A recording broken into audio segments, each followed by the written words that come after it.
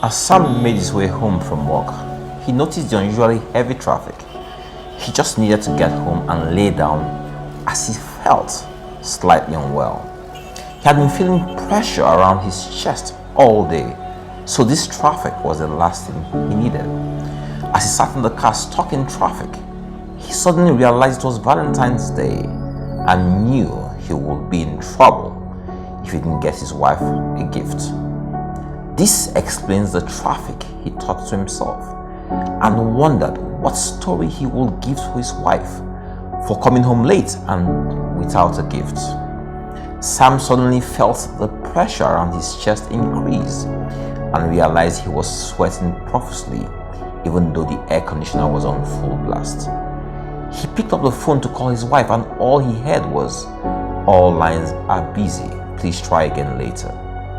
He tried to call Dr. Andrew and again he heard the same "all lines are busy" message.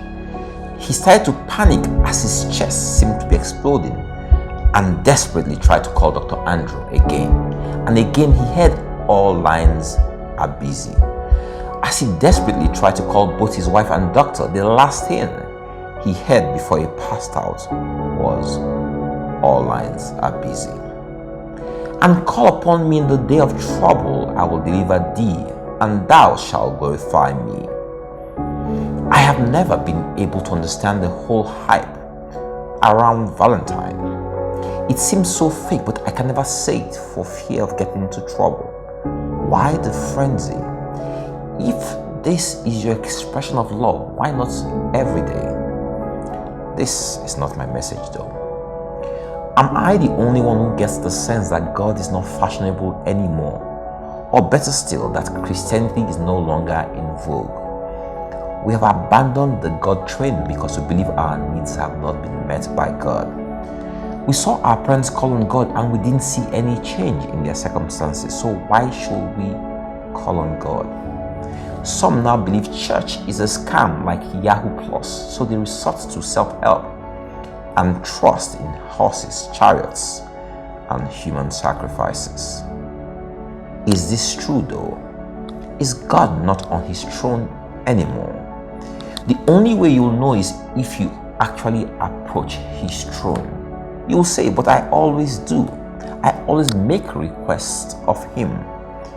Are you sure it's him you make request of? Are you really sure it's God you call on in the time of need or at any other time? Who did Sam call in his time of need? First his wife and then his doctor. Who do we call in our time of need? We call on those who we believe can help us or have the ability to help us. If they help us, we then thank God and say he has blessed us. And if they don't, we have one more grievance against God. But more often than not, what we get is "all lines are busy." We get a negative response. As long as we dial horses and chariots, we will always get "all lines are busy" as a response.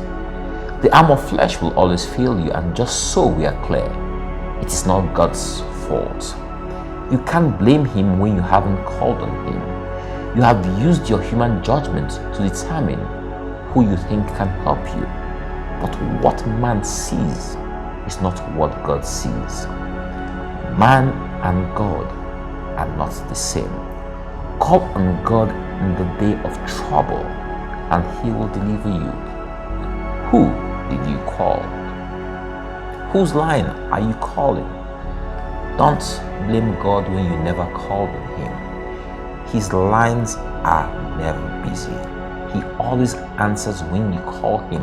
He neither sleeps nor slumbers for your sake. He runs a 24/7 emergency response line, but you can only call his number if you know his number. Who have you called for help? Who have you called in your time of need? Whose number have you dialed? If you hear "all lines are busy," just know it's not God you called. If you hear "no," just know it's not God you called. If your first thought is which friend or family member to call, then know it's not God you have called. You have to know him to call him. and he always answers on the first ring. Who did you call in your hour of need? God or man? God bless you all.